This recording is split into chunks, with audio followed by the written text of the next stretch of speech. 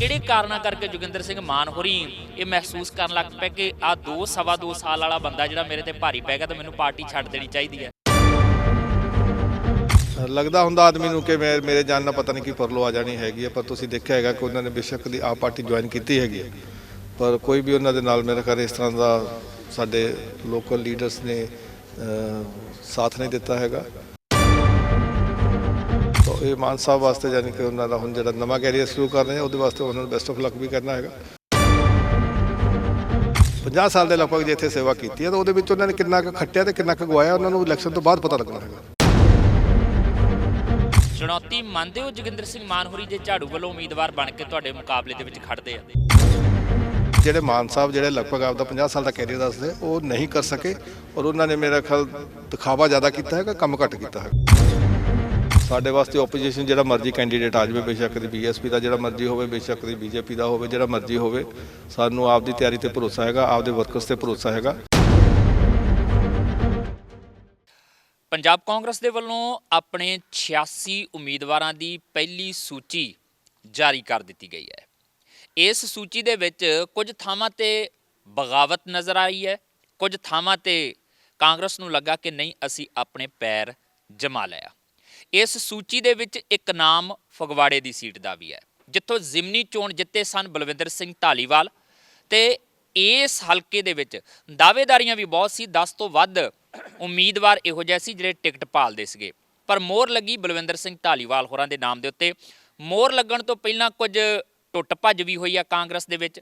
ਸਾਬਕਾ ਮੰਤਰੀ ਇੱਥੋਂ ਕਾਂਗਰਸ ਛੱਡ ਕੇ ਝਾੜੂ ਦਾ ਪੱਲਾ ਵੀ ਫੜ ਗਿਆ, ਤੇ ਬਲਵਿੰਦਰ ਸਿੰਘ ਧਾਲੀਵਾਲ ਦੇ ਲਈ ਹੁਣ ਬਹੁਤ ਸਾਰੀਆਂ ਚੁਣੌਤੀਆਂ ਵੀ ਹੋਣਗੀਆਂ। ਨਾਲ ਉਹਨਾਂ ਦੀ 2.5 ਸਾਲ ਦੀ ਜਿਹੜੀ ਕਾਰਗੁਜ਼ਾਰੀ ਹੈ ਉਹ ਵੀ ਇਹਨਾਂ ਚੋਣਾਂ 'ਚ ਬੋਲਦੀ ਨਜ਼ਰ ਆਏਗੀ। ਸੋ ਇਸ ਵੇਲੇ ਸਾਡੇ ਨਾਲ ਕਾਂਗਰਸ ਦੇ ਉਮੀਦਵਾਰ ਬਲਵਿੰਦਰ ਸਿੰਘ ਧਾਲੀਵਾਲ ਹੋਰੀ ਮੌਜੂਦ ਨੇ। ਧਾਲੀਵਾਲ ਸਾਹਿਬ, ਸਭ ਤੋਂ ਪਹਿਲਾਂ ਤਾਂ ਟੀਵੀ ਪੰਜਾਬ ਤੇ ਜੀ ਆਇਆਂ ਨੂੰ। ਬਹੁਤ ਬਹੁਤ ਧੰਨਵਾਦ ਜੀ, ਬਹੁਤ ਬਹੁਤ ਧੰਨਵਾਦ। ਟਿਕਟ ਤੁਹਾਨੂੰ ਜਿਹੜੀ ਆ ਉਹ ਦੇ ਦਿੱਤੀ ਗਈ ਹੈ। ਨਵਜੋਤ ਸਿੰਘ ਸਿੱਧੂ ਦੀ ਰੈਲੀ ਮੈਨੂੰ ਲੱਗਦਾ ਹੈ ਕਿ ਕਿਤੇ ਨਾ ਕਿਤੇ ਪੱਖ ਦੇ ਵਿੱਚ ਆਣ ਕੇ ਤੁਹਾਡੇ ਬੈਠੀ ਹੈ, ਪਾਰਟੀ ਨੇ ਟਿਕਟ ਨਾਲ ਨਵਾਜ਼ਿਆ।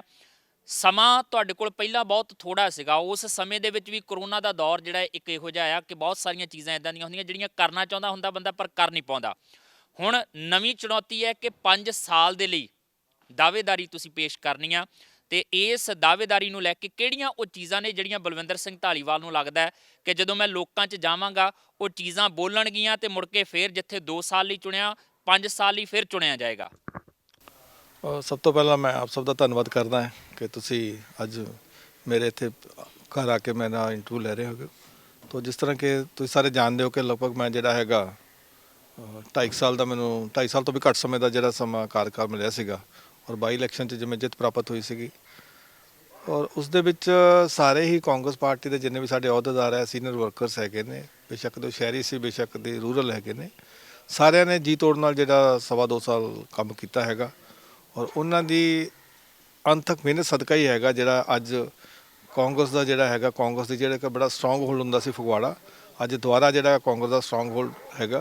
ਕਿਉਂਕਿ ਸਾਰੇ ਜਾਣਦੇ ਕਿ ਤੁਸੀਂ ਆਪ ਹੀ ਕਿਹਾ ਕਿ ਲਗਭਗ 10-12 ਕੈਂਡੀਡੇਟ ਸੀਗੇ ਜਿਹੜੇ ਕਿ ਇੱਥੋਂ ਆਪਣਾ ਦਾਅਵਾ ਜਿਤਾ ਰਹੇ ਸਨ। ਉਹ ਤਾਂ ਜਿਤਾ ਰਹੇ ਸੀ ਕਿ ਸਾਰਿਆਂ ਨੂੰ ਲੱਗਦਾ ਸੀ ਕਿ ਜਿਹੜੀ ਕਾਂਗਰਸ ਦੀ ਹੁਣ ਇੱਥੇ ਪੋਜੀਸ਼ਨ ਠੀਕ ਹੈ। ਤਾਂ ਇਸ ਕਰਕੇ ਜਿਸ ਤਰ੍ਹਾਂ ਕਿ ਤੁਸੀਂ ਇਹ ਵੀ ਆਖਿਆ ਹੈਗਾ ਕਿ ਇੱਥੋਂ ਸਰਦਾਰ ਜੋਗਿੰਦਰ ਸਿੰਘ ਮਾਨ ਜੋ ਕਿ ਲਗਭਗ ਜਿਹੜਾ ਕਾਫੀ ਲੰਬਾ ਸਮਾਂ ਉਹ ਫਗਵਾੜੇ ਵਿੱਚ ਉਹਨਾਂ ਨੇ ਰਾਜਨੀਤਿਕ ਉਹਨਾਂ ਦਾ ਜੀਵਨ ਰਿਹਾ ਹੈਗਾ, ਪਰ ਮੈਂ ਜਾਤੀ ਤੌਰ 'ਤੇ ਕਹਿਣਾ ਚਾਹੁੰਦਾ ਹੈਗਾ ਕਿ ਲੱਗਦਾ ਹੁੰਦਾ ਆਦਮੀ ਨੂੰ ਕਿ ਮੇਰੇ ਜਾਣ ਨਾਲ ਪਤਾ ਨਹੀਂ ਕੀ ਪਰਲੋ ਆ ਜਾਣੀ ਹੈਗੀ ਹੈ, ਪਰ ਤੁਸੀਂ ਦੇਖਿਆ ਹੈਗਾ ਕਿ ਉਹਨਾਂ ਨੇ ਬੇਸ਼ੱਕ ਦੀ ਆਪ ਪਾਰਟੀ ਜੁਆਇਨ ਕੀਤੀ ਹੈਗੀ ਹੈ, ਪਰ ਕੋਈ ਵੀ ਉਹਨਾਂ ਦੇ ਨਾਲ ਮੇਰੇ ਖਿਆਲ ਇਸ ਤਰ੍ਹਾਂ ਦਾ ਸਾਡੇ ਲੋਕਲ ਲੀਡਰਸ ਨੇ ਸਾਥ ਨਹੀਂ ਦਿੱਤਾ ਹੈਗਾ। ਔਰ ਵੈਸੇ ਵੀ ਜਿੱਥੇ ਅਸੀਂ ਇੰਨਾ ਲੰਬਾ ਸਮਾਂ ਪਾਰਟੀ ਦਾ ਕਿਸੇ ਦਾ ਨਾਲ ਰਹਿ ਕੇ ਅਸੀਂ ਸੇਵਾ ਕੀਤੀ ਹੋਵੇ ਤੇ ਉੱਥੋਂ ਤੋਂ ਅਸੀਂ ਉਹਨਾਂ ਦਾ ਯਾਨੀ ਕਿ ਮਾਣ ਸਤਿਕਾਰ ਵੀ ਪ੍ਰਾਪਤ ਕੀਤਾ ਹੈਗਾ ਪਾਰਟੀ ਵੱਲੋਂ ਹੀ। ਤਾਂ ਇਸ ਕਰਕੇ ਇਸ ਤਰ੍ਹਾਂ ਦੇ ਸਮੇਂ ਵਿੱਚ ਸਾਨੂੰ ਜਿਹੜਾ ਹੈਗਾ ਇਸ ਤਰ੍ਹਾਂ ਦਾ ਸਟੈਪ ਨਹੀਂ ਚੱਕਣੇ ਚਾਹੀਦੇ। ਮੇਰਾ ਜਾਤੀ ਤੌਰ 'ਤੇ ਮਸਲਾ, ਪਰ ਉਹਨਾਂ ਨੇ ਹੁਣ ਸਟੈਪ ਚੱਕਿਆ ਹੈਗਾ, ਤਾਂ ਇਹ ਮਾਨ ਸਾਹਿਬ ਵਾਸਤੇ ਯਾਨੀ ਕਿ ਉਹਨਾਂ ਦਾ ਹੁਣ ਜਿਹੜਾ ਨਵਾਂ ਕੈਰੀਅਰ ਸ਼ੁਰੂ ਕਰ ਰਹੇ ਉਹਦੇ ਵਾਸਤੇ ਉਹਨਾਂ ਨੂੰ ਬੈਸਟ ਆਫ ਲੱਕ ਵੀ ਕਰਨਾ ਹੈਗਾ। ਅਤੇ ਪਲੱਸ ਨਾਲ ਹੀ ਗੁਰੂ ਮਹਾਰਾਜ ਦੇ ਚਰਨਾਂ ਵਿੱਚ ਅਰਦਾਸ ਕਰਦਾ ਕਿ ਜਿਸ ਤਰ੍ਹਾਂ ਅਸੀਂ ਪਿਛਲੇ 2-2.25 ਸਾਲ ਦੇ ਵਿੱਚ ਜਿਹੜੀ ਅੰਤਕ ਮਿਹਨਤ ਨਾਲ, ਜਿੱਥੇ ਕਰੋਨਾ ਕਾਲ ਵਿੱਚ ਸਾਰੇ ਹੀ ਕਾਂਗਰਸ ਵਰਕਰਸ ਨੇ ਬਹੁਤ ਹਿੰਮਤ ਮਾਰ ਕੇ ਔਰ ਆਪਣੀ ਜਾਨ ਜੋਖਿਮ ਵਿੱਚ ਡਾਲ ਕੇ ਲੋਕਾਂ ਦੀ ਸੇਵਾ ਕੀਤੀ ਸੀਗੀ, ਪਰ ਉਸ ਸਮੇਂ ਕੋਈ ਵੀ ਪਾਰਟੀ ਕੈਂਡੀਡੇਟ, ਜਿਵੇਂ 10-12 ਕੈਂਡੀਡੇਟਸ ਫਿਰਦੇ ਨੇ ਉਸ ਤਰ੍ਹਾਂ ਉਸ ਸਮੇਂ ਨਾ ਤਾਂ ਕੋਈ ਪਾਰਟੀ ਅਤੇ ਨਾ ਕੋਈ ਕੈਂਡੀਡੇਟ ਆਪਣਾ ਜਿਹੜਾ ਇੱਥੇ ਲੋਕਾਂ ਦੀ ਸੇਵਾ ਵਾਸਤੇ ਹਾਜ਼ਰ ਆਇਆ ਹੈਗਾ। ਤੋ ਅੱਜ ਆਪਾਂ ਦੇਖੀਏ ਤਾਂ 10-12 ਕੈਂਡੀਡੇਟਸ ਹੈਗੇ, ਕਿਉਂਕਿ ਹੁਣ ਸਾਰਿਆਂ ਨੂੰ ਲੱਗਦਾ ਹੈਗਾ ਕਿ ਕਾਂਗਰਸ ਜਿਹੜੀ ਇੱਥੇ ਸੌਖੀ ਤਰ੍ਹਾਂ ਸੀਟ ਜਿੱਤ ਸਕਦੀ ਹੈਗੀ ਹੈ। ਤੋ ਇਸ ਕਰਕੇ ਮੈਂ ਜਿਸ ਤਰ੍ਹਾਂ ਕਿ ਅਸੀਂ ਪਿਛਲੇ 2 ਸਾਲ ਦੇ ਵਿੱਚ ਜਿਹੜਾ ਵਿਕਾਸ ਕੀਤਾ ਹੈ, ਆਉਣ ਵਾਲੇ ਸਮੇਂ ਵਿੱਚ ਇਹ ਅਸੀਂ ਵਿਕਾਸ ਦੇ ਮੁੱਦੇ ਤੇ ਜਿਹੜੀ ਹੈਗੇ ਇਲੈਕਸ਼ਨ ਲੜਨ ਜਾ ਰਹੇ ਹਾਂ।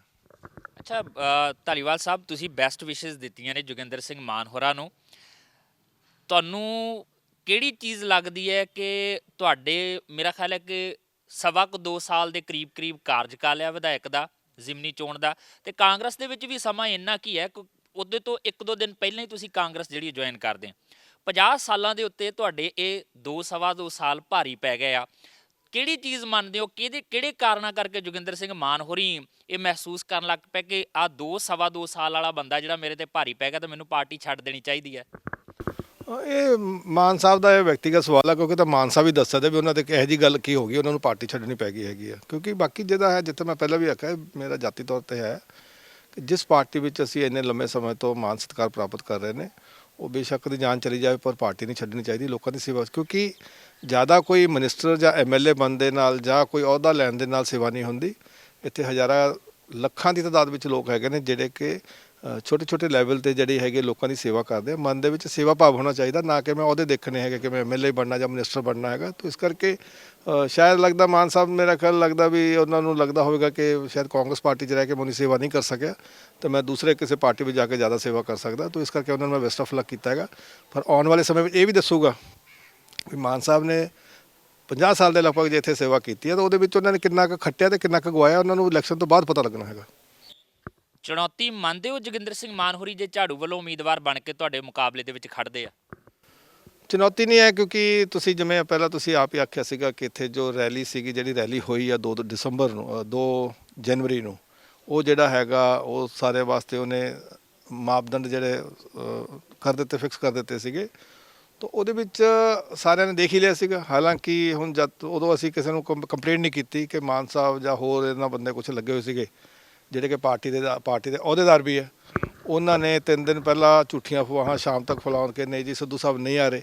ਉਸ ਤੋਂ ਬਾਅਦ ਪਿੰਡਾਂ ਵਿੱਚ ਜਾ ਕੇ ਘਰ ਜਾ ਕੇ ਉਹ ਸਾਡੇ ਜਿਹੜੇ ਕਿ ਬਹੁਤ ਸੀਨੀਅਰ ਜਿਨ੍ਹਾਂ ਨੇ ਮੇਰਾ ਖਿਆਲ ਮਾਨ ਸਾਹਿਬ ਤੋਂ ਵੀ ਜ਼ਿਆਦਾ ਜਿਹੜਾ ਹੈਗਾ ਪਾਰਟੀ ਵਿੱਚ ਰਹੇ ਨੇ, ਉਹ ਆਪ ਗੱਡੀਆਂ 'ਚ ਘੁੰਮ ਕੇ ਨਾ ਜੀ ਕੱਲ੍ਹ ਜਾਣਾ ਨਹੀਂ, ਰੈਲੀ ਤੇ ਜਾਣਾ ਨਹੀਂ। ਤਾਂ ਇਸ ਦਾ ਤੁਸੀਂ ਆਪ ਹੀ ਅੰਦਾਜ਼ਾ ਲਾ ਸਕਦੇ ਹੋ ਕਿ ਐਡੀ ਵੱਡੀ ਗਿਣਤੀ ਵਿੱਚ ਲੋਕਾਂ ਦਾ 12-13 ਹਜ਼ਾਰ ਜਾਂ 15 ਹਜ਼ਾਰ ਦੇ ਵਿੱਚ ਲੋਕਾਂ ਦਾ ਇਕੱਠ ਇੱਥੇ ਆਉਣਾ, ਔਰ ਉਹ ਸੀਗਾ ਵੀ ਸਾਡੀ ਜੋ ਅਸੀਂ ਸਵਾ 2 ਸਾਲ 'ਚ ਮਿਹਨਤ ਕੀਤੀ ਹੈ, ਲੋਕੀ ਆਪਣੇ ਪਿਆਰ ਨਾਲ ਆਏ ਨੇ। ਅਸੀਂ ਕੋਈ ਜ਼ਿਆਦਾ ਨਹੀਂ ਗਏ ਸੀ। ਉਹਦੇ ਵਿੱਚ ਤੋਂ ਦੇਖਦੇ ਹੋਗੇ ਵੱਡੀ ਗਿਣਤੀ ਵਿੱਚ, ਮੇਰੇ ਖਿਆਲ ਵੱਡੀ ਤੋਂ ਵੱਡੀ ਰੈਲੀ ਵੀ ਹੋ ਜਾਵੇ ਤਾਂ ਉਹਦੇ ਵਿੱਚ ਜਿਹੜਾ ਹੈਗਾ ਤੁਸੀਂ ਦੇਖੋਗੇ ਵੀ 2.5-3 ਹਜ਼ਾਰ ਜਾਂ 3.5 ਹਜ਼ਾਰ ਦੇ ਲਗਭਗ ਲੇਡੀਜ਼ ਨਹੀਂ ਹੁੰਦੀ ਹੈਗੀਆਂ। ਤਾਂ ਉਹ ਲੇਡੀਜ਼ ਆਪਣੇ ਆਪ ਆਈਆਂ, ਨਹੀਂ ਤਾਂ ਲੇਡੀਜ਼ ਕੋਈ ਜਾਂਦੀ ਨਹੀਂ ਰੈਲੀ ਵਿੱਚ। ਉਹ ਤਾਂ ਆਈਆਂ ਕਿਉਂਕਿ ਸਵਾ 2 ਸਾਲ ਦੇ ਵਿੱਚ ਅਸੀਂ ਲੋਕਾਂ ਦੀ ਸੇਵਾ ਕੀਤੀ ਹੈ, ਦਿਲੋਂ ਕੀਤੀ ਹੈ, ਸਾਰੇ ਕਾਂਗਰਸ ਵਰਕਰਸ ਨੇ ਕੀਤੀ ਹੈ।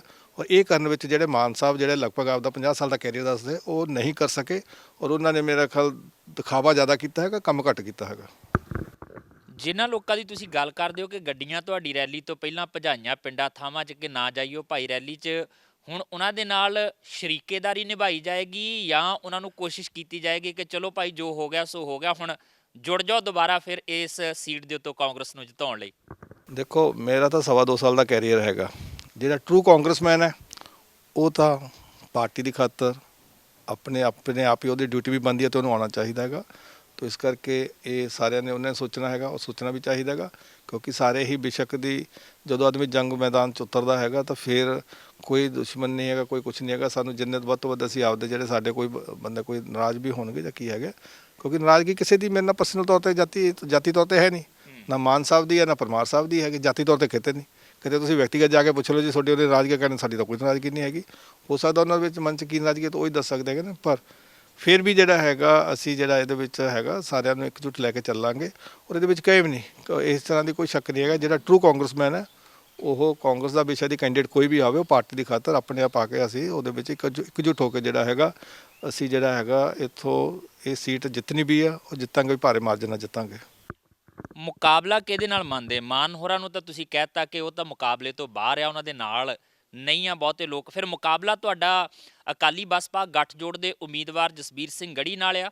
ਭਾਰਤੀ ਜਨਤਾ ਪਾਰਟੀ ਜਿਹੜਾ ਵੀ ਸੰਭਾਵੀ ਉਮੀਦਵਾਰ ਉਤਾਰਦੀ ਆ ਤੁਹਾਨੂੰ ਉਹਦੇ ਨਾਲ ਮੁਕਾਬਲਾ ਲੱਗਦਾ ਆ? ਜਥੇਬੰਦੀਆਂ ਵੀ, ਕਿਸਾਨ ਜਥੇਬੰਦੀਆਂ ਤਿਆਰੀ ਕਰੀ ਬੈਠੀਆਂ ਨੇ ਕਿ ਉਹਨਾਂ ਦਾ ਵੀ ਉਮੀਦਵਾਰ ਇੱਥੋਂ ਕੋਈ ਨਾ ਕੋਈ ਜ਼ਰੂਰ ਮੈਦਾਨ ਦੇ ਵਿੱਚ ਆਏਗਾ। ਕਿਹਦੇ ਨਾਲ ਮੁੱਖ ਰੂਪ ਦੇ ਵਿੱਚ ਮੁਕਾਬਲਾ ਮੰਨਦੇ ਹੋ? ਮੈਂ ਕਿਉਂਕਿ ਜਿਹੜਾ ਮੇਰਾ ਜਾਤੀ ਤੌਰ ਤੇ ਹੈਗਾ, ਜਿਹੜਾ ਮੈਂ ਕਦੇ ਵੀ ਕਿਸੇ ਨਾਲ, ਕਿਉਂਕਿ ਅਸੀਂ 2.5 ਸਾਲ ਦੇ ਵਿੱਚ ਸਾਰਿਆਂ ਨੇ ਬੜੀ ਮਿਹਨਤ ਕੀਤੀ ਹੈਗੀ ਆ, ਇਸ ਕਰਕੇ ਸਾਡੇ ਵਾਸਤੇ ਓਪੋਜੀਸ਼ਨ ਜਿਹੜਾ ਮਰਜ਼ੀ ਕੈਂਡੀਡੇਟ ਆ ਜਾਵੇ, ਬੇਸ਼ੱਕ ਦੀ ਬੀਐਸਪੀ ਦਾ ਜਿਹੜਾ ਮਰਜ਼ੀ ਹੋਵੇ, ਬੇਸ਼ੱਕ ਦੀ ਬੀਜੇਪੀ ਦਾ ਹੋਵੇ, ਜਿਹੜਾ ਮਰਜ਼ੀ ਹੋਵੇ, ਸਾਨੂੰ ਆਪਦੀ ਤਿਆਰੀ ਤੇ ਭਰੋਸਾ ਹੈਗਾ, ਆਪਦੇ ਵਰਕਰਸ ਤੇ ਭਰੋਸਾ ਹੈਗਾ। ਔਰ ਸਾਡੇ ਵਰਕਰਸ ਜਿਹੜੇ ਹੈਗੇ ਨੇ, ਅਸੀਂ ਇਹ ਨਹੀਂ ਦੇਖਣਾ ਦੁਸ਼ਮਣ ਕੌਣ ਹੈ, ਸਾਡੇ ਕੰਮ ਲੋਕਾਂ 'ਚ ਬੋਲਦੇ ਹੈਗੇ ਨੇ, ਅਖਬਾਰਾਂ 'ਚ ਜਾਂ ਪੋਸਟਰਾਂ ਦੇ ਰਾਹੀਂ ਨਹੀਂ, ਜਿਵੇਂ ਕਿ ਇੱਥੇ ਬਾਹਰੋਂ ਲੀਡਰ ਆ ਕੇ ਪੋਸਟਰ ਬਣਾਉਣ ਲੱਗੇ, ਆਪਦੀ ਐਸਟੈਬਲਿਸ਼ ਕਰਨ ਲੱਗੇ ਨੇ, ਇਹ ਨਹੀਂ। ਤਾਂ ਲੋਕਾਂ ਦੇ ਦਿਲਾਂ ਵਿੱਚ ਤੁਸੀਂ ਪਿਆਰ ਬਣਾਓ, ਜਗ੍ਹਾ ਬਣਾਓ, ਤਾਂ ਲੋਕੀ ਆਪਣੇ ਆਪ ਹੀ ਜਾਂਦੇ। ਇਸ ਕਰਕੇ ਅਸੀਂ ਦੁਸ਼ਮਣ ਨੂੰ ਨਹੀਂ ਦੇਖਦੇ, ਅਸੀਂ ਤਾਂ ਆਪਦੀ ਸੇਵਾ ਭਾਵਨਾ ਜਿਵੇਂ ਪਹਿਲਾਂ ਕੰਮ ਕੀਤਾ ਉਸੇ ਹੀ ਤਰ੍ਹਾਂ ਜਿਹੜਾ ਹੁਣ ਵੀ ਚੱਲ ਰਿਹਾ, ਔਰ ਆਉਣ ਵਾਲੇ 5 ਸਾਲਾਂ ਵਿੱਚ ਵੀ ਇਸੇ ਤਰ੍ਹਾਂ ਸੇਵਾ ਭਾਵਨਾ ਕੰਮ ਚੱਲਦਾ ਰਹੂਗਾ। ਅੱਛਾ, ਤੁਹਾਡੇ ਮੁੱਖ ਮੰਤਰੀ, ਕਿਉਂਕਿ ਹੁਣ ਮੈਂ ਤੁਹਾਡੇ ਤਾਂ ਕਰਕੇ ਕਹਿ ਰਿਹਾ ਕਿਉਂਕਿ ਚੋਣ ਜ਼ਾਬਤਾ ਲੱਗ ਗਿਆ ਤੇ ਸਥਿਤੀਆਂ ਬਦਲ ਗਈਆਂ ਨੇ। ਚਰਨਜੀਤ ਸਿੰਘ ਚੰਨੀ ਹੋਰਾਂ ਨੇ ਚੋਣ ਕਮਿਸ਼ਨ ਨੂੰ ਚਿੱਠੀ ਲਿਖ ਦਿੱਤੀ ਹੈ ਕਿ ਇਹ ਚੋਣਾਂ ਮੁਲਤਵੀ ਕਰ ਦਿੱਤੀਆਂ ਜਾਣ, 14 ਦੀ ਬਜਾਏ ਜੇ 20 ਤਰੀਕ ਨੂੰ ਹੋ ਜਾਣ ਤੇ ਜ਼ਿਆਦਾ ਬਿਹਤਰ ਆ, ਕਿਉਂਕਿ ਗੁਰੂ ਰਵਿਦਾਸ ਜੀ ਦਾ ਪ੍ਰਕਾਸ਼ ਪੁਰਬ ਜਿਹੜਾ ਉਹ ਆ ਰਿਹਾ। ਬਹੁਤ ਸਾਰੇ ਲੋਕ ਕਾਸ਼ੀ ਜਾਂਦੇ ਨੇ, ਉੱਥੇ ਜਾ ਕੇ ਨਤਮਸਤਕ ਹੁੰਦੇ ਨੇ ਤੇ ਉਹ ਵੋਟ ਪਾਉਣ ਤੋਂ ਵਿਰਵੇ ਰਹਿ ਜਾਣਗੇ। ਇਹਨੂੰ ਲੈ ਕੇ ਤੁਹਾਡੇ ਵੀ ਇਦਾਂ ਦੇ ਵਿਚਾਰ ਹੈਗੇ, ਤੁਹਾਡੇ ਵੱਲੋਂ ਵੀ ਕੁਝ ਇਦਾਂ ਦੇ ਤਰੱਦਦ ਕੀਤੇ ਜਾ ਰਹੇ ਆ, ਜਾਂ ਸਾਰੀਆਂ ਚੀਜ਼ਾਂ ਜਿਹੜੀਆਂ ਉਹ ਸੀਐਮ ਸਾਹਿਬ ਤੇ ਸੁੱਟੀਆਂ ਹੋਈਆਂ ਨੇ? ਕਿਉਂਕਿ ਜੋ ਸਾਡੇ ਸੀਐਮ ਸਾਹਿਬ ਨੇ ਇਹ ਸਟੈਪ ਚੱਕਿਆ ਬਹੁਤ ਹੀ ਅੱਛਾ ਹੈਗਾ। ਸਾਰੇ ਸਾਡੇ ਜਿੰਨੇ ਪੰਜਾਬ ਵਿੱਚ ਔਰ ਖਾਸ ਕਰਕੇ ਜਿੰਨੇ ਵੀ ਸਾਡੇ ਸ਼ਰਧਾਲੂ ਹੈਗੇ ਨੇ ਸਾਰੇ ਹੀ, ਕਿਉਂਕਿ ਆਪਾਂ ਸਾਰੇ ਧਰਮਾਂ ਨੂੰ ਮੰਨਦੇ ਹੈਗੇ ਨੇ, ਤਾਂ ਉਹਦੇ ਵਿੱਚ ਜੋ ਉਹਨਾਂ ਨੇ ਇਲੈਕਸ਼ਨ ਕਮਿਸ਼ਨ ਨੂੰ ਲਿਖ ਕੇ ਭੇਜਿਆ ਉਹ ਸਹੀ ਭੇਜਿਆ ਹੈਗਾ। ਤਾਂ ਇਹਦੇ ਵਿੱਚ ਅਸੀਂ ਵੀ ਫਗਵਾੜੇ ਦੇ ਜਿੰਨੇ ਵੀ ਸਾਡੇ ਕਾਂਗਰਸ ਵਰਕਰਸ ਹੈਗੇ, ਮੈਂ ਵੀ ਖੁਦ ਵੀ ਉਹਦੇ ਵਿੱਚ ਸਪੋਰਟ ਕਰ ਦੇਂਗੇ। ਔਰ ਬਾਕੀ ਇਲੈਕਸ਼ਨ ਕਮਿਸ਼ਨ ਨੂੰ ਗਿਆ ਦੇਖਾਂਗੇ ਕਿ ਇਲੈਕਸ਼ਨ ਕਮਿਸ਼ਨ ਨੇ ਤਾਂ ਕੀ ਸਟੈਪ ਚੱਕਦਾ ਜਾਂ ਕਿਸ ਤਰ੍ਹਾਂ ਉਹ ਇਸ ਨੂੰ ਲੈ ਕੇ ਜਿਹੜਾ ਹੈਗਾ ਕੋਈ ਫੈਸਲਾ ਦਿੰਦੇ। ਤਾਂ ਆਉਣ ਵਾਲੇ ਸਮੇਂ ਵਿੱਚ ਇਹਦਾ ਮੇਰੇ ਕੋਲ ਫੈਸਲਾ ਆ ਜਾਊਗਾ। ਤਾਂ ਜਿਸ ਤਰ੍ਹਾਂ ਇਲੈਕਸ਼ਨ ਕਮਿਸ਼ਨ ਦਾ ਫੈਸਲਾ ਹੋਊਗਾ ਉਹ ਤਾਂ ਫਿਰ ਸਾਰਿਆਂ ਨੂੰ ਮੰਨਣਾ ਹੀ ਪੈਣਾ ਹੈਗਾ। ਪਰ ਫਿਰ ਵੀ ਜੇ ਇਸ ਤਰ੍ਹਾਂ ਦੀ ਕੋਈ ਚੇਂਜਿਸ ਹੋ ਜਾਂਦੀ ਹੈ ਤਾਂ ਸਾਰੇ ਜਿਹੜੇ ਹੈਗੇ ਸਾਡੇ ਫਗਵਾੜੇ ਵਿੱਚ ਜਿੰਨੇ ਵੀ ਸਾਡੇ ਫਗਵਾੜਾ ਵਾਸੀ ਹੈਗੇ ਨੇ, ਜਾਂ ਸਾਡੇ ਪੰਜਾਬ ਵਿੱਚ ਵੀ ਜਾਂ ਦੁਨੀਆ ਵਿੱਚ ਵੀ ਹੈਗੇ, ਤਾਂ ਉਹਨਾਂ ਨੂੰ ਬੜੀ ਖੁਸ਼ੀ ਵਾਲੀ ਗੱਲ ਹੋਏਗੀ ਕਿ ਜੇਕਰ ਇਹ ਇਲੈਕਸ਼ਨਸ ਜਿਹੜੇ ਹੈਗੇ ਥੋੜ੍ਹਾ ਬਹੁਤ ਇੱਧਰ ਉੱਧਰ ਡੈਫਰ ਕਰ ਦਿੱਤੇ ਜਾਣ। ਇਲੈਕਸ਼ਨ ਕਮਿਸ਼ਨ ਨੇ ਪਾਬੰਦੀਆਂ ਬੜੀਆਂ ਸਖਤ ਕੀਤੀਆਂ ਹੋਈਆਂ, ਹਾਲਾਂਕਿ ਵਾਜਬ ਵੀ ਹੈ ਕਿਉਂਕਿ ਕਰੋਨਾ ਦਾ ਦੌਰ ਅਸੀਂ ਪਿਛਲੀਆਂ 5 ਸੂਬਿਆਂ ਦੀਆਂ ਚੋਣਾਂ ਦੇ ਵਿੱਚ ਦੇਖਿਆ, ਦੂਜੀ ਲਹਿਰ ਨੇ ਜੋ ਕੁਝ ਕੀਤਾ। ਇਸ ਵਾਰ ਵੀ ਪਾਬੰਦੀਆਂ ਜਿਹੜੀਆਂ ਉਹ 22 ਤਰੀਕ ਤੱਕ ਜਿਹੜੀਆਂ ਉਹ ਵਧਾ ਦਿੱਤੀਆਂ ਗਈਆਂ ਨੇ। ਬਹੁਤ ਕੈਂਡੀਡੇਟ ਇਹੋ ਜਿਹੇ ਆ ਜਿਹੜੇ ਕਹਿੰਦੇ ਕਿ ਨਹੀਂ, ਇਹ ਪਾਬੰਦੀਆਂ ਨਹੀਂ ਹੋਣੀਆਂ ਚਾਹੀਦੀਆਂ, ਸਾਨੂੰ ਖੁੱਲ੍ਹ ਮਿਲਣੀ ਚਾਹੀਦੀ ਆ, ਸਾਡੇ ਲਈ ਤਾਂ ਕੰਮ ਔਖਾ ਆ। ਅਕਾਲੀ ਦਲ ਚਿੱਠੀ ਤੱਕ ਲਿਖ ਦਿੰਦਾ ਹੈ ਚੋਣ ਕਮਿਸ਼ਨ ਨੂੰ ਕਿ ਵੱਡੀਆਂ ਰੈਲੀਆਂ ਕਰਨ ਦੀ ਇਜਾਜ਼ਤ ਦਿੱਤੀ ਜਾਣੀ ਚਾਹੀਦੀ ਆ। ਰੈਲੀਆਂ ਦਾ ਤੁਹਾਡੀ ਚੋਣ ਪ੍ਰਕਿਰਿਆ ਦੇ ਉੱਤੇ, ਚੋਣ ਮੁਹਿੰਮ ਦੇ ਉੱਤੇ ਵੀ ਕੋਈ ਇਫੈਕਟ ਪੈਂਦਾ ਨਜ਼ਰ ਆ ਰਿਹਾ, ਜਾਂ ਤੁਹਾਨੂੰ ਲੱਗਦਾ ਕਿ ਬਿਨਾਂ ਰੈਲੀਆਂ ਤੋਂ ਵੀ ਤੁਹਾਡਾ ਸਰਦਾ ਹੈ, ਕੋਈ ਫਰਕ ਨਹੀਂ ਪੈਂਦਾ ਇਸ ਰੋਕ ਦਾ? ਦੇਖੋ, ਜੋ ਵੀ ਅਥਾਰਟੀ ਹੈਗੀ ਆ ਜਾਂ ਇਲੈਕਸ਼ਨ ਕਮਿਸ਼ਨ ਹੈ, ਉਸਨੇ ਜੋ ਵੀ ਇਸ ਤਰ੍ਹਾਂ ਦਾ ਇੰਸਟਰਕਸ਼ਨਸ ਵਗੈਰਾ ਇਸ਼ੂ ਕੀਤੀਆਂ ਸਾਨੂੰ ਫੋਲੋ ਕਰਨਾ ਚਾਹੀਦੀਆਂ, ਕਿਉਂਕਿ ਮੈਂ ਖੁਦ 28 ਸਾਲ ਮੈਂ ਲਗਭਗ ਸਰਵਿਸ ਕੀਤੀ ਔਰ ਉਹਦੇ ਵਿੱਚ ਮੇਰੇ ਕੋਲ ਕਿੰਨੀਆਂ ਬਹੁਤ ਜ਼ਿਆਦਾ ਇਲੈਕਸ਼ਨ ਸਾਲ ਦੇ ਵਿੱਚ 2-2 3-3 4-4 5-5 ਇਲੈਕਸ਼ਨਸ ਕਰਵਾਈਆਂ ਹੈਗੀਆਂ। ਤਾਂ ਇਸ ਕਰਕੇ ਇਸ ਸਮੇਂ ਦੀ ਨੈਸੈਸਿਟੀ ਹੈ, ਕਿਉਂਕਿ ਬਹੁਤ ਨਜਾਇਜ਼ ਫਾਇਦਾ ਉਠਾਇਆ ਜਾਂਦਾ ਹੈਗਾ। ਜਿਸ ਤਰ੍ਹਾਂ ਕਿ ਹੁਣ ਤੁਸੀਂ ਦੇਖੋ ਤਾਂ ਅੱਜ ਕੱਲ੍ਹ ਜਿਹੜਾ ਹੈਗਾ ਕਿਤੇ ਵੀ ਸਰਕਾਰੀ ਜਗ੍ਹਾ 'ਤੇ ਜਾਂ ਪ੍ਰੋਪਰਟੀ 'ਤੇ ਨਹੀਂ ਲਗਾਇਆ ਜਾਂਦਾ ਕਿ ਡੀਫੇਸਮੈਂਟ ਹੋ ਜਾਵੇ। ਜੇ ਫਗਵਾੜੇ ਵਿੱਚ ਦੇਖੀਏ ਤਾਂ ਜਿੰਨੇ ਪੁਲ ਹੈਗੇ, ਜਿੰਨੇ ਖੰਭੇ ਹੈਗੇ, ਜਿੰਨੇ ਦਰਖਤ ਹੈਗੇ, ਬੀਐਸਪੀ ਵੱਲੋਂ ਕੋਈ ਛੱਡਿਆ ਹੀ ਨਹੀਂ, ਕੋਈ ਵੀ ਜਗ੍ਹਾ ਛੱਡਿਆ ਹੈਗਾ। ਇਸ ਕਰਕੇ ਬਾਅਦ 'ਚ ਉਤਾਰ ਕੇ ਨਹੀਂ ਜਾਣਾ ਹੈ, ਉਤਾਰ ਕੇ ਕਿਵੇਂ ਜਾਣਾ ਹੈਗਾ। ਤਾਂ ਇਸ ਕਰਕੇ ਇਸ ਤਰ੍ਹਾਂ ਦੇ ਜ਼ਰੂਰ ਰਿਸਟ੍ਰਿਕਸ਼ਨ ਜ਼ਰੂਰ ਹੋਣੀਆਂ ਚਾਹੀਦੀਆਂ, ਬੇਸ਼ੱਕ ਦੀ ਉਹ ਰੈਲੀ ਦੇ ਸੰਬੰਧਿਤ ਹੋਵੇ, ਕਿਉਂਕਿ ਜੇਕਰ ਤੁਸੀਂ ਲਗਾਤਾਰ ਕੰਮ ਕਰਦੇ ਹੋ ਫਿਰ ਤਾਂ ਤੁਹਾਨੂੰ ਕੋਈ ਪ੍ਰੋਬਲਮ ਨਹੀਂ, ਲੋਕਾਂ ਦੇ ਦਿਲਾਂ 'ਚ ਤੁਹਾਡੀ ਜਗ੍ਹਾ ਬਣੀ ਹੁੰਦੀ ਹੈਗੀ।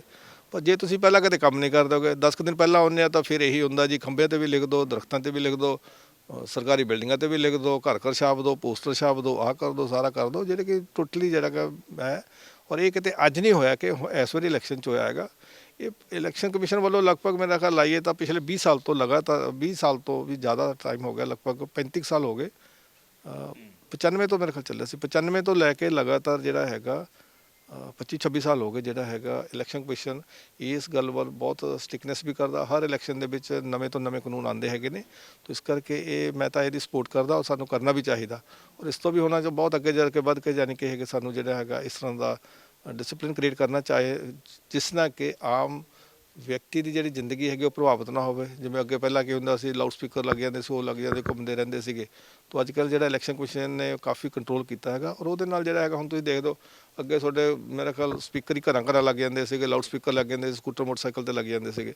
ਉਹਦੇ ਨਾਲ ਜਿਹੜਾ ਹੈਗਾ ਕਿੰਨੀ ਪੋਲਿਊਸ਼ਨ ਹੁੰਦੀ ਸੀ, ਨੋਇਜ਼ ਪੋਲਿਊਸ਼ਨ ਹੁੰਦੀ ਸੀਗੀ। ਤਾਂ ਇਸੇ ਤਰ੍ਹਾਂ ਹੈਗਾ, ਕਿਉਂਕਿ ਇਲੈਕਸ਼ਨ ਹੋ ਜਾਣੀ ਆ, ਵੱਡੀਆਂ ਵੱਡੀਆਂ ਰੈਲੀਆਂ ਹੁੰਦੀਆਂ, ਰੈਲੀਆਂ ਹੋ ਕੇ ਚਲੀਆਂ ਜਾਂਦੀਆਂ ਹੈਗੀਆਂ, ਪਰ ਉੱਥੇ ਜਿਹੜਾ ਪਲਾਸਟਿਕ ਦਾ ਕਚਰਾ ਸੜ ਜਾਂਦਾ, ਬਾਅਦ 'ਚ ਪਾਰਟੀ ਨੂੰ ਧਿਆਨ ਹੀ ਨਹੀਂ ਹੁੰਦਾ ਵੀ ਅਸੀਂ ਉਹ ਵੀ ਚੱਕਣਾ ਹੈਗਾ, ਹਾਲਾਂਕਿ ਚੱਕਣਾ ਨਹੀਂ ਚਾਹੀਦਾ। ਇਸ ਕਰਕੇ ਇਹਦੇ ਵਿੱਚ ਕੋਈ ਜ਼ਿਆਦਾ ਨਹੀਂ, ਅਸੀਂ ਜੋ ਵੀ ਇਲੈਕਸ਼ਨ ਕਮਿਸ਼ਨ ਦੀਆਂ ਡਾਇਰੈਕਸ਼ਨਸ ਹੈਗੀਆਂ, ਮੈਂ ਖੁਦ ਜਿਹੜਾ ਹੈਗਾ ਮੈਂ ਆਪ ਪਾਬੰਦ ਰਹਿਣ ਦਾ ਮੈਨੂੰ ਹੈਗਾ, ਡਿਸਪਲਿਨ 'ਚ ਰਹਿਣਾ ਚਾਹੀਦਾ।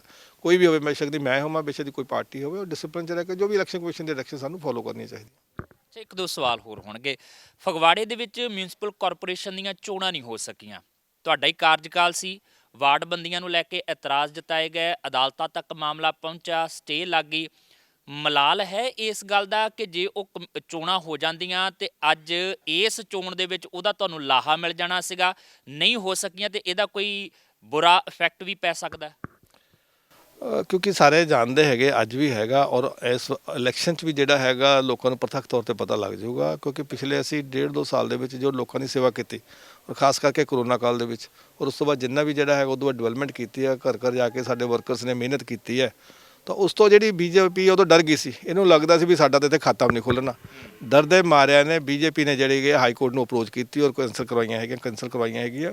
ਤਾਂ ਮੈਂ ਜਿੱਥੇ ਤੱਕ ਦੂਸਰਾ ਕੁਐਸਚਨ ਹੈਗਾ, ਕਿਉਂਕਿ ਜੇ ਸਾਡੀ ਇੱਥੇ ਕਾਰਪੋਰੇਸ਼ਨ ਬਣੀ ਹੁੰਦੀ ਤਾਂ ਨੈਚੁਰਲੀ ਫਾਇਦਾ ਹੁੰਦਾ ਹੈਗਾ, ਪਰ ਇਹਦਾ ਨਹੀਂ, ਸਾਡੇ ਜਿਹੜੇ ਕਾਂਗਰਸ ਦੇ ਵਰਕਰਸ ਹੈਗੇ ਜਾਂ ਸਾਡੇ ਫਗਵਾੜੇ ਦੇ ਵਿੱਚ ਹੈਗਾ, ਉਹਨਾਂ ਨੂੰ ਕੋਈ ਦਿਲ 'ਚ ਮਲਾਲ ਨਹੀਂ ਹੈਗਾ ਕਿ ਵੋਟਾਂ ਹੋਈਆਂ ਜਾਂ ਨਹੀਂ ਹੋਈਆਂ, ਪਰ ਅਸੀਂ ਇਕਜੁੱਟ ਹੋ ਕੇ ਜਿਹੜੀ ਹੈਗੀ ਇਹਦੀਆਂ ਜਿਹੜੀ ਵਿਧਾਨ ਸਭਾ ਇਲੈਕਸ਼ਨਸ ਹੋਣ ਜਾ ਰਹੀਆਂ, ਉਹਦੇ ਵਿੱਚ ਇਕਜੁੱਟ ਹੋ ਕੇ ਸਾਰੇ ਅਸੀਂ ਜਦੋਜਹਿਦ ਕਰਨ ਲੱਗੇ ਹੋਏ ਹੈਗੇ। ਤਾਂ ਇਸ ਕਰਕੇ ਇਹਦੇ ਵਿੱਚ ਕੋਈ ਨਹੀਂ ਹੈਗਾ, ਪਰ ਇਹ ਬੀਜੇਪੀ ਦਾ ਜਿਹੜਾ ਸਟੰਟ ਸੀਗਾ, ਬੀਜੇਪੀ ਨੇ ਹਾਈ ਕੋਰਟ 'ਚ ਅਪਰੋਚ ਕੀਤੀ, ਝੂਠੀਆਂ ਮੂਠੀਆਂ ਖਬਰਾਂ ਆਪ ਹੀ ਗਲਤ ਕੰਮ ਕਰਕੇ ਜਿਹੜਾ ਹੈਗਾ ਉਹਨਾਂ ਨੇ ਇਹਨੂੰ ਉਲਝਾਉਣ ਦੀ ਕੋਸ਼ਿਸ਼ ਕੀਤੀ ਹੈਗੀ ਹੈ। ਪਰ ਕਿਉਂਕਿ ਟਾਈਮ ਥੋੜ੍ਹਾ ਰਹਿ ਗਿਆ ਸੀ, ਔਰ ਇਹਦੇ ਵਿੱਚ ਫਗਵਾੜਾ ਐਡਮਿਨਿਸਟ੍ਰੇਸ਼ਨ ਦਾ ਜਾਂ ਮੇਰਾ ਕੋਈ ਡਿਸੀਜਨ ਨਹੀਂ ਸੀ ਵੀ ਇਲੈਕਸ਼ਨ ਥੋੜ੍ਹਾ ਹਜੇ ਨਹੀਂ ਹੋ ਸਕਦੀਆਂ, ਉਹਦੇ ਵਿੱਚ ਪੰਜਾਬ ਗਵਰਨਮੈਂਟ ਨੇ ਡਿਸੀਜਨ ਲਿਆ ਸੀਗਾ ਕਿ ਉਹਦੇ ਵਿੱਚ ਇਕੱਲੀ ਫਗਵਾੜਾ ਨਹੀਂ ਸੀਗੀ, ਹੋਰ ਵੀ 15 ਤੋਂ 20 ਦੇ ਲਗਭਗ ਜਿਹੜੀਆਂ ਮਿਊਨਿਸਪਲ ਕਮੇਟੀਜ਼ ਤੇ ਕਾਰਪੋਰੇਸ਼ਨ ਸੀਗੀ ਜਿੱਥੇ ਕਿ ਇਲੈਕਸ਼ਨਸ ਹੋਣੀਆਂ ਸੀਗੀਆਂ। ਤਾਂ ਇਸ ਕਰਕੇ ਉਹ ਪੰਜਾਬ ਗਵਰਨਮੈਂਟ ਦਾ ਡਿਸੀਜਨ ਸੀਗਾ, ਜੋ ਉਹਨਾਂ ਨੇ ਬਿਹਤਰ ਉਦੋਂ ਦੇਖਿਆ ਉਹਨਾਂ ਨੇ ਡਿਸੀਜਨ ਲਿਆ ਹੈਗਾ। ਤਾਂ ਇਸ ਕਰਕੇ ਜੋ ਵੀ ਗਵਰਨਮੈਂਟ ਵੱਲੋਂ ਜਾਂ ਇਲੈਕਸ਼ਨ ਕਮਿਸ਼ਨ ਵੱਲੋਂ ਕੋਈ ਵੀ ਡਾਇਰੈਕਸ਼ਨਸ ਆਉਂਦੀਆਂ ਤਾਂ ਸਾਡੀ ਡਿਊਟੀ ਬਣਦੀ ਕਿ ਅਸੀਂ ਉਹਨੂੰ ਸਿਰ ਮੱਥੇ ਲੈ ਕੇ ਉਹਨੂੰ ਉਸ ਤਰ੍ਹਾਂ ਦਾ ਅਸੀਂ ਉਹਨੂੰ ਫੋਲੋ ਕਰੀਏ। ਮੈਦਾਨ ਦੇ ਵਿੱਚ ਨਿੱਤਰ ਆਏ ਹੋ ਤੁਸੀਂ, ਮੁਕਾਬਲੇ ਦੇ ਵਿੱਚ ਕੁਝ ਕੈਂਡੀਡੇਟ ਆਣ ਕੇ ਖੜੇ ਹੋ ਗਿਆ, ਕੁਝ ਚੰਦ ਰੋਜ਼ ਦੇ ਵਿੱਚ ਜਿਹੜੇ ਆ ਉਹ ਕੈਂਡੀਡੇਟ ਮੁਕਾਬਲੇ ਦੇ ਵਿੱਚ ਉਤਰ ਆਉਣਗੇ ਤੇ ਮੇਰਾ ਖਿਆਲ ਹੈ ਕਿ ਬਹੁਤਾ ਇੰਤਜ਼ਾਰ ਵੀ ਨਹੀਂ ਰਹੇਗਾ। 14 ਫਰਵਰੀ ਵੀ ਨੇੜੇ ਆ ਤੇ ਉਹਦੇ ਤੋਂ ਬਾਅਦ 10 ਮਾਰਚ ਜਿਹੜੀ ਆ ਉਹ ਨਤੀਜਿਆਂ ਦੀ ਤਰੀਕ ਹੈ। ਤੌਫੀਕ ਤੇ ਜਿੰਨਾ ਕੁ ਪ੍ਰਭਾਵ ਲੋਕਾਂ ਦੇ ਵਿੱਚ ਜਿਹੜੇ ਉਮੀਦਵਾਰ ਦਾ ਹੋਏਗਾ, ਧਾਰੀਵਾਲ ਸਾਹਿਬ, ਲੋਕ ਉਹਦੇ ਸਿਰ ਤੇ ਤਾਜ ਧਰ ਦੇਣਗੇ। ਉਮੀਦਵਾਰ ਹਰ ਕੋਈ ਜਿੱਤ ਦਾ ਆਪਣਾ ਦਾਅਵਾ ਕਰਦਾ ਤੇ ਉਮੀਦ ਰੱਖਦੇ ਆ ਕਿ ਤੁਹਾਡਾ ਦਾਅਵਾ ਜਿਹੜਾ ਉਹ ਤੁਹਾਡੇ ਮੁਤਾਬਕ ਜਿਹੜਾ ਉਹ ਠੀਕ ਸਾਬਤ ਹੋਏਗਾ। ਬਹੁਤ ਬਹੁਤ ਸ਼ੁਕਰੀਆ ਗੱਲਬਾਤ ਕਰਨ ਲਈ। ਬਹੁਤ ਬਹੁਤ ਥੈਂਕ ਯੂ, ਬਹੁਤ ਬਹੁਤ ਧੰਨਵਾਦ ਜੀ। ਸੋ ਇਹ ਸਨ ਬਲਵਿੰਦਰ ਸਿੰਘ ਧਾਲੀਵਾਲ, ਫਗਵਾੜੇ ਤੋਂ ਕਾਂਗਰਸ ਦੇ ਉਮੀਦਵਾਰ ਨੇ, ਦੂਸਰੀ ਵਾਰ ਚੋਣ ਮੈਦਾਨ 'ਚ ਨੇ, ਸਿਟਿੰਗ MLA ਵੀ ਨੇ। ਹੁਣ ਦੇਖਣਾ ਇਹ ਹੋਏਗਾ ਕਿ ਜਿਹੜੀ ਇੱਥੇ ਥੋੜ੍ਹੀ ਬਹੁਤ ਟੁੱਟ ਭੱਜ ਹੋਈ ਹੈ ਕਾਂਗਰਸ ਦੇ ਵਿੱਚ, ਕੀ ਇਹ ਟੁੱਟ ਭੱਜ ਕਾਂਗਰਸ ਨੂੰ ਇੱਥੇ ਕੋਈ ਇਫੈਕਟ ਕਰ ਪਾਉਂਦੀ ਹੈ ਜਾਂ ਇਹ ਟੁੱਟ ਭੱਜ ਮੁਆਫਕ ਬੈਠਦੀ ਹੈ ਕਾਂਗਰਸ ਨੂੰ? ਕਿਉਂਕਿ ਦਾਅਵਾ ਇਹ ਵੀ ਕੀਤਾ ਜਾ ਰਿਹਾ ਕਿ ਸਾਬਕਾ ਮੰਤਰੀ ਦਾ ਕਾਂਗਰਸ ਤੋਂ ਕਿਨਾਰੇ ਤੇ ਜਾਣਾ ਵੀ ਇੱਥੇ ਕਾਂਗਰਸ ਦੇ ਫਾਇਦੇ ਦੀ ਚੀਜ਼ ਹੀ ਹੋ ਸਕਦੀ ਹੈ, ਪਰ ਕਿੰਨਾ ਕੁ ਫਾਇਦਾ ਹੁੰਦਾ ਇਹ ਨਤੀਜੇ ਦੱਸਣਗੇ। ਕੈਮਰਾਮੈਨ ਪ੍ਰਵੀਨ ਬੌਬੀ ਦੇ ਨਾਲ ਜਸਵੀਰ, TV ਪੰਜਾਬ, ਫਗਵਾੜਾ। ਸਤਿ ਸ਼੍ਰੀ ਅਕਾਲ ਜੀ, ਮੈਂ ਨਿਰਮਲ ਮਾਨ ਪੂਰਾ ਟੈਕਸ ਸੈਟਲਮੈਂਟ ਤੋਂ। ਇਹ ਤੁਸੀਂ ਵੀਡੀਓ ਦੇਖ ਰਹੇ ਸੀ TV ਪੰਜਾਬ ਦੇ ਉੱਤੇ। ਇਹੋ ਜਿਹੇ ਹੋਰ ਜਾਣਕਾਰੀ ਭਰਪੂਰ ਵੀਡੀਓ ਦੇਖਣ ਵਾਸਤੇ TV ਪੰਜਾਬ ਦੇ ਚੈਨਲ ਨੂੰ ਸਬਸਕ੍ਰਾਈਬ ਕਰੋ ਤੇ ਨਾਲ ਹੇਠ ਦਿੱਤੇ ਹੋਏ ਬੈਲ ਆਈਕਨ ਦੇ ਬਟਨ ਦਬਾਓ। ਸਤਿ ਸ਼੍ਰੀ ਅਕਾਲ।